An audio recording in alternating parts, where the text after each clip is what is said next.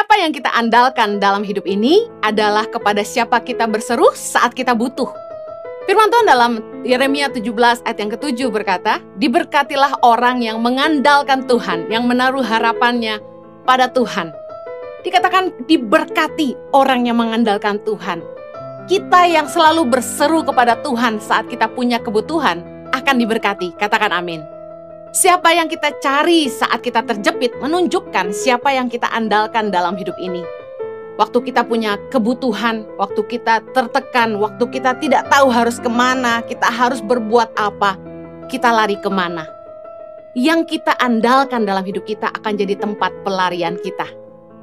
Firman Tuhan mengajarkan kepada kita untuk tidak mengandalkan kekuatan sendiri, yaitu kekayaan kita, kepandaian kita, kekuasaan, pengalaman, jabatan. Jangan mengandalkan kekuatan sendiri. Mari kita bahas firman Tuhan sama-sama tentang belajar mengandalkan Tuhan. Yang pertama, tidak mengandalkan kekuatan sendiri. Kita harus belajar mempercayai Tuhan segenap hati. Mempercayakan hidup kita kepada tangan Tuhan yang kuat. Amsal 3 ayat 5 berkata gini, percayalah kepada Tuhan dengan segenap hatimu, dan janganlah bersandar kepada pengertianmu sendiri. Seringkali dalam hidup kita merencanakan masa depan dengan pikiran dan kemampuan kita yang terbatas. Kita pakai ukuran kita sendiri. Kita pakai apa yang menurut kita baik. Kita pintar sekali jadi arsitek dalam hidup ini. Tapi tahukah Anda seringkali ukuran yang kita pakai itu kadang-kadang kerendahan karena kita kurang percaya Tuhan, atau bahkan ketinggian karena kemauan kita terlalu banyak. Dan kita lupa bahwa Tuhanlah yang pegang kendali hidup ini. Manusia boleh berencana, tapi Tuhan yang menentukan semuanya. Nah, apa maksudnya? Jangan mengandalkan pengertian kita sendiri adalah ini. Kita harus ngerti bahwa rancangan kita belum tentu rancangan Tuhan. Yesaya 55 ayat 8 berkata gini, sebab rancanganku bukanlah rancanganmu, dan jalanmu bukanlah jalanku. Demikianlah firman Tuhan. Seringkali kita maksa apa yang kita mau untuk hidup kita, tanpa mau ngerti apa rencana Tuhan sebenarnya. Kita ngedesain hidup kita sendiri. Oh, nanti saya umur sekian harus nikah.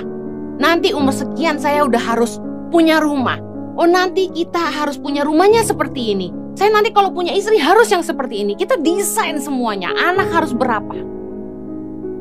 Kita seringkali lupa untuk datang sama Tuhan dan mengandalkan hikmat dari Tuhan, meminta tuntunan Tuhan dalam hidup kita. Saya mau share hidup saya.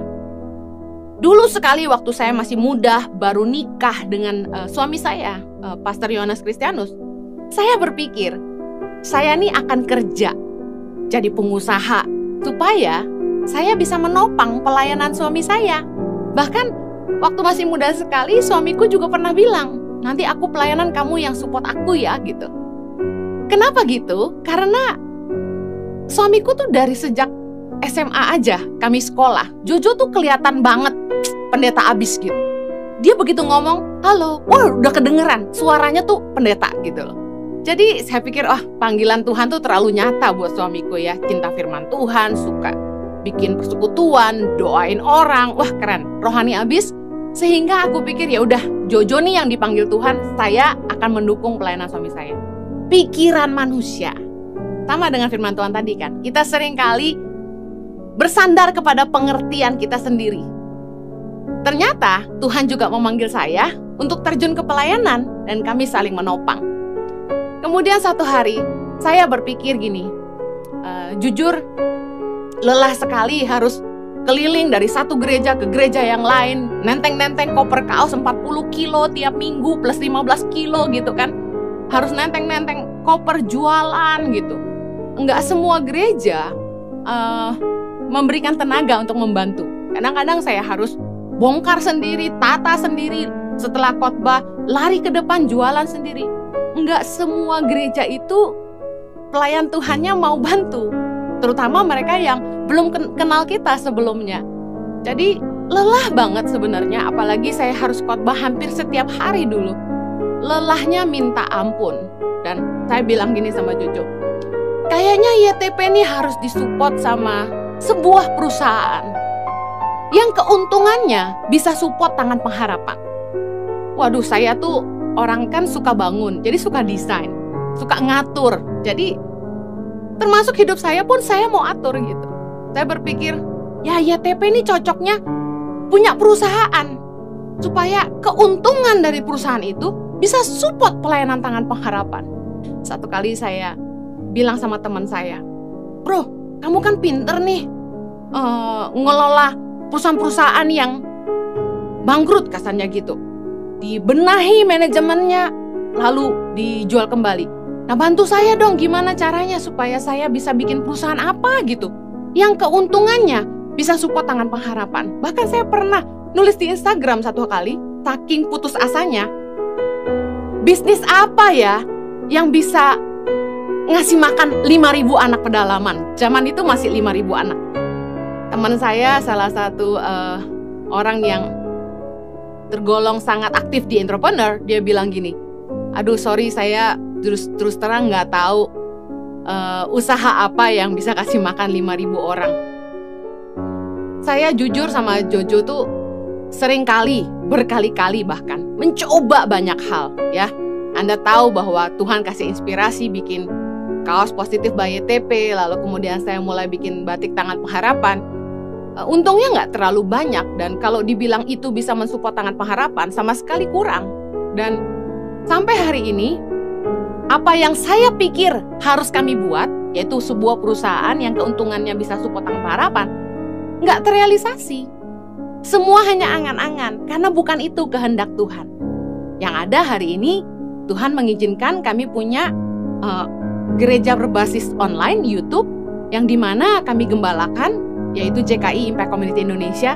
Dan justru dari pelayanan online inilah kami bisa terus menopang tangan pengharapan tanpa kami harus keliling bawa-bawa koper untuk jualan.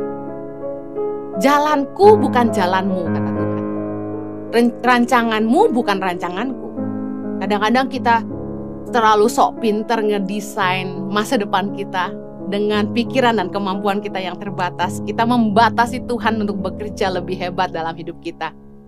Jangan mengandalkan pengertian kita sendiri. Mari percaya kepada Tuhan dengan segenap hati. Amin. Yeremia 17 ayat kelima berkata begini, beginilah firman Tuhan. Terkutuklah orang yang mengandalkan manusia, yang mengandalkan kekuatannya sendiri dan yang hatinya menjauh daripada Tuhan. Hatinya menjauh daripada Tuhan artinya dia sudah tidak cari Tuhan lagi. Pakai pengalaman, kesuksesan di masa lalu untuk hal-hal di depan. Kita tidak bisa mengandalkan kesuksesan di masa lalu, pengalaman kita di masa lalu untuk menjalani hidup kita hari ini. Setiap hari kita butuh Tuhan. Makanya berkat Tuhan itu selalu baru setiap pagi, kata firman Tuhan. Lalu kalau kita mengandalkan Tuhan gimana? Apakah kita nggak perlu buat apa-apa? Tentu salah. Iman tanpa kerja keras sia-sia. Orang yang mengandalkan Tuhan, mereka berdoa, meminta hikmat dan pimpinan Tuhan dalam setiap keputusan dan langkah mereka. Membawa Tuhan serta. Tapi mereka tetap bekerja dengan keras. Karena Tuhan akan menyirami kebun kita. Tapi kita sendiri yang harus mengelola kebun kita. Gak mungkin uang jatuh dari langit. Tuhan pasti memberkati pekerjaan kita. Apa yang kita kerjakan dengan tangan kita. Ada firman Tuhan yang berkata, dia memberkati orang yang dikasihi pada waktu tidur. Artinya gini, tanpa kita sadari, ketika kita sedang istirahat, ketika kita sedang punya waktu untuk hidup kita juga tidak melulu cari harta, Tuhan itu sanggup bekerja, memberkati ladang-ladang kita, memberkati apapun yang kita kerjakan. Tuhan sanggup mendatangkan berkat, melimpah gandakan apa yang kita kerjakan. Bukan hanya semata karena kerja keras kita. Tapi kalau kita bisa kaya itu karena berkat Tuhan. Tuhan itu gak suka sama orang yang mengandalkan kekuatannya sendiri. Mazmur 147 ayat 10 bilang, ia tidak suka kepada kegagahan kuda. Ia tidak senang kepada kaki laki-laki. Tuhan senang kepada orang-orang yang takut akan Dia. Kepada orang-orang yang berharap akan kasih setianya. Jangan merasa kuat, jangan merasa hebat. Tetap andalkan Tuhan. Hiduplah takut akan Dia dan harapkan kasih setianya menyertai kita. kita ini bukan siapa-siapa tanpa Tuhan. Kita nggak bisa lakukan apa-apa tanpa Tuhan. Seperti tulisan di kaos saya, nothing without God. Yang berikutnya, jangan mengandalkan manusia, kata firman Tuhan. Jangan mengandalkan sesama orang lain yang kita rasa mampu menolong kita. Sekali lagi, kepada siapa kita berseru saat kita butuh, menunjukkan kepada siapa kita berharap. Kepada siapa kita menggantungkan hidup kita.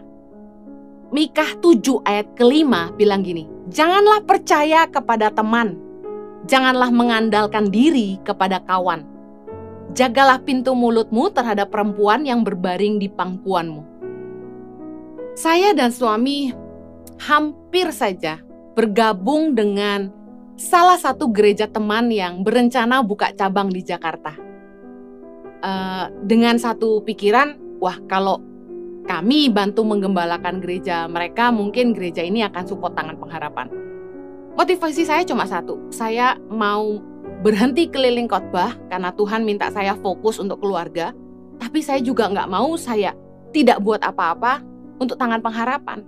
Karena dari dulu, kenapa saya terus terima khotbah keliling itu? Karena ada satu tekanan kalau saya nggak keliling, lah siapa yang bantu Tangan Pengharapan? Tapi rencana manusia belum tentu rencana Tuhan. Tuhan gagalkan. Saya melihat bahwa bukan kehendak Tuhan untuk kami bergabung dengan salah satu gereja teman kami ini. Puji Tuhan karena hari ini Tuhan buka jalan, kami bisa menggembalakan gereja sendiri, yaitu Impact Community Indonesia. Kita nggak boleh mengandalkan manusia. Mazmur 146 ayat yang ketiga berkata gini, janganlah percaya kepada para bangsawan, kepada anak manusia yang tidak dapat memberikan keselamatan. Manusiawi sekali ya, kebanyakan kita akan minta tolong sama orang hebat, orang yang punya kekuasaan untuk menolong kita. Makanya seringkali yang jadi andalannya orang gini, oh saya ini kenal menteri-menteri, saya ini punya teman di TNI, wah gitu-gitu kan. Bahkan kalau kita lihat kendaraan-kendaraan, pasang stiker-stiker dengan logo seolah-olah mereka itu punya koneksi dengan kepolisian dan lain sebagainya.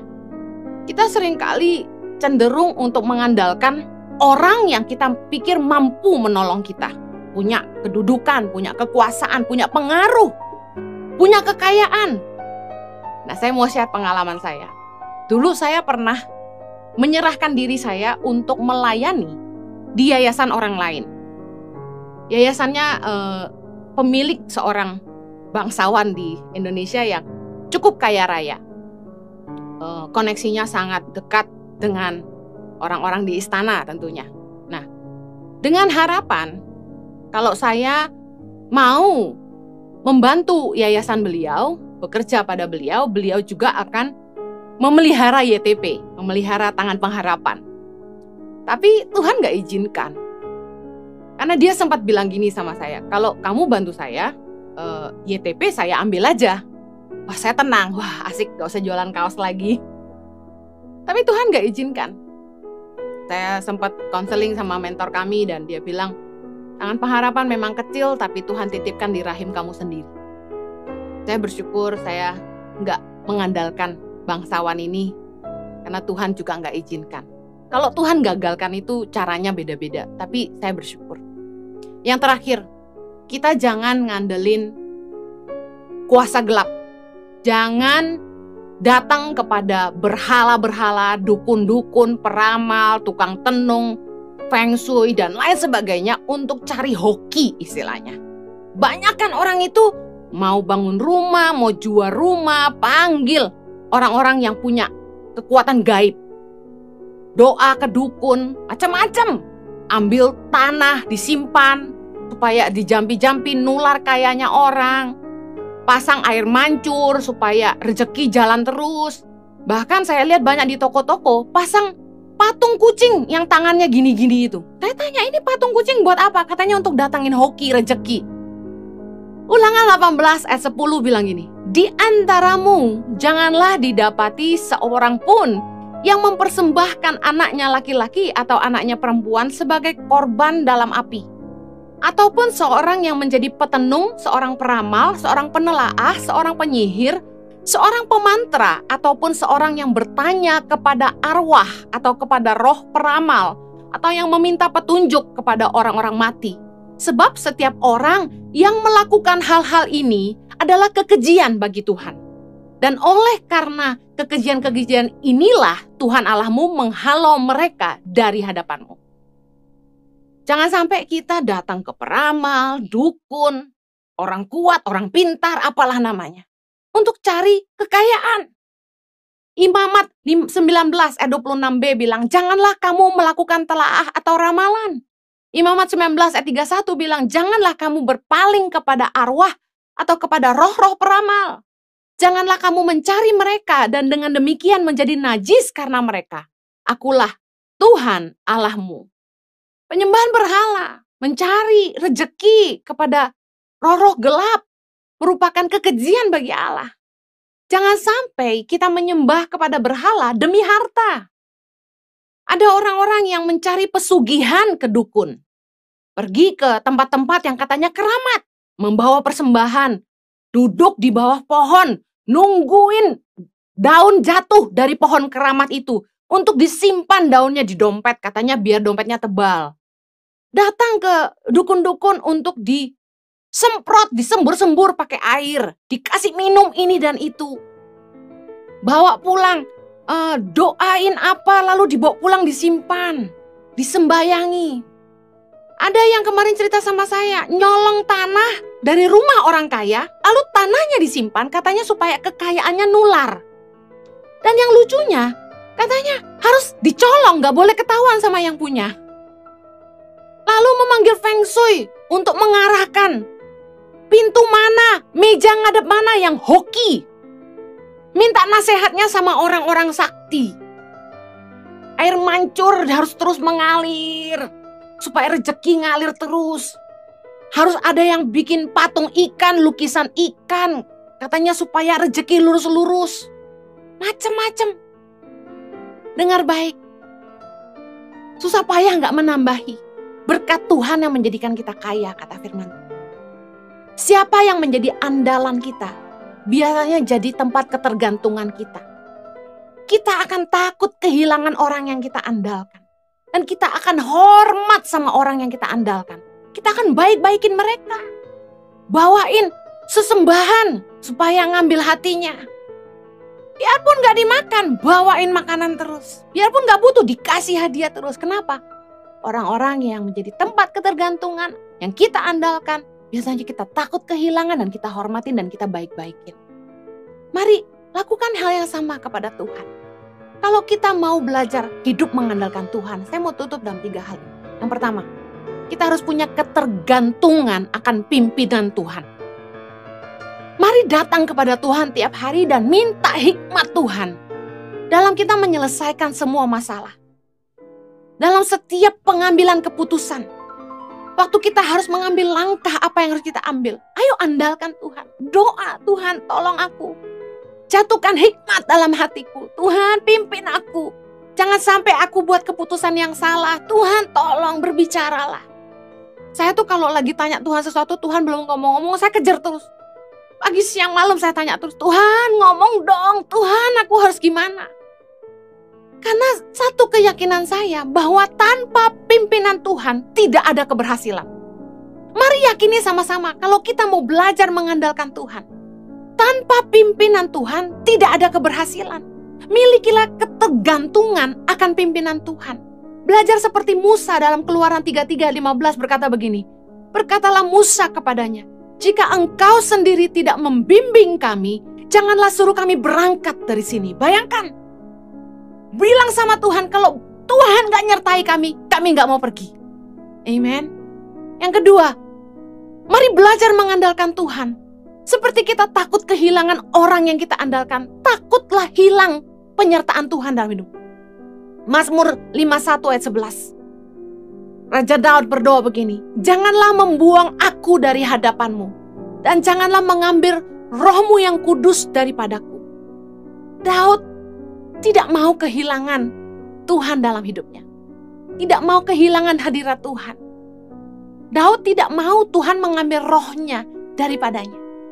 Mari miliki rasa, Tuhan, aku gak mau kehilangan penyertaan Tuhan. Tuhan sertai aku, jangan tinggalkan aku. Aku gak bisa hidup tanpa Tuhan. Nah, kalau kita punya rasa takut kehilangan penyertaan Tuhan, kita akan menjaga hati Tuhan. Kita akan menjaga hidup kita berkenan kepada Tuhan. Kita jaga hidup dalam kebenaran, dalam kekudusan. Kita akan lebih cinta Tuhan daripada cinta uang. Karena kita tahu kalau sampai kita berbuat hal-hal yang tidak menyukakan hati Tuhan, Tuhan mungkin marah sama kita. Tuhan mungkin gak akan menyertai apa yang kita kerjakan. Dan karena kita tahu tanpa penyertaan Tuhan, kita gak akan bisa buat apa-apa. Kita akan jaga hati Tuhan. Seperti kalau Anda sayang sama istri Anda mau jaga perasaan istri Anda gak akan melakukan hal-hal yang menyakiti hatinya. Sama dengan Tuhan, kalau Anda tidak mau kehilangan penyertaan Tuhan, gak mau kehilangan rohnya dalam hidupmu, ayo cintai dia lebih daripada hartamu. Cintai dia daripada selingkuhanmu. Mari jaga hidup dalam kebenaran dan kekudusan. Jangan mencuri, jangan mengambil apa yang bukan bagianmu. Jangan korupsi, jangan makan suap. Mari hidup sungguh-sungguh layak di hadapannya. Pastikan kita berkenan kepadanya. Yang terakhir, kalau kita mengandalkan Tuhan, marilah kita sungguh-sungguh menjaga hidup kita dalam kebenaran dan perkenanan Tuhan. Hormati Tuhan dalam hidupmu. Kalau ada orang yang support hidup kita, kita pasti hormat sama orang itu. Kita jaga perasaan. Amsal 3 ayat 7, janganlah engkau menganggap dirimu sendiri bijak. Takutlah akan Tuhan dan jauhilah kejahatan. Amsal 16 ayat 6, dengan kasih dan kesetiaan, kesalahan diampuni karena takut akan Tuhan, orang menjauhi kejahatan. Kalau kita sungguh-sungguh mengandalkan Tuhan, kita akan jaga perasaan Tuhan. Kita akan hormati Dia. Kita nggak akan lakukan hal-hal yang tidak menyenangkan hatinya. Kita pastikan hidup kita selalu berkenan kepada Tuhan. Mari andalkan Tuhan dalam hidup ini. Pada siapa kita berseru saat kita butuh, menunjukkan siapa yang menjadi andalan dalam hidup kita. Pastikan Anda mengandalkan Tuhan dan bukan kekuatanmu sendiri. Pastikan Anda mengandalkan Tuhan dan bukan kecerdasanmu sendiri. Pastikan Anda mengandalkan Tuhan dan bukan teman, bukan bangsawan, bukan orang kaya yang kita pikir bisa bantu kita.